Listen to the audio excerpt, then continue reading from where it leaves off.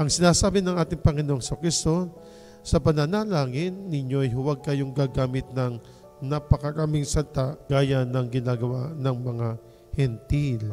Huwag niyong gagamitin ang mga salitang walang katuturan. Ang babanggitin ninyo ay yung merong katuturan. Ibig sabihin, yung meron bang puwang sa pandinig ng ating Panginoong Diyos.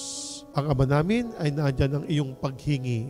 Paghingi ng biyaya, paghingi ng tawad, at ganyan pa ang pagpapasalamat natin sa ating Panginoong Diyos. At yung mga kayo nagdarasal din, hindi lamang para sa iyong sarili, para sa lahat. Sapagkat kung pinapatawad natin ang ating kapwa, ay tayo ay napapatawad din ng ating Panginoong Diyos sa ating mga pagkakasala. Ganito po tayo kapag po tayo ay mananalangin.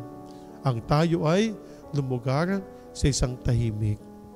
At ang tayo'y ilagay natin ang ating sarili sa presensya ng ating Panginoon Diyos, at saka po natin ilagay ang ating sarili sa katahimikan, at saka po tayo magsalita, hindi man po sa bibig, sa isipan ay nakikinig tayo ng ating Panginoong Diyos.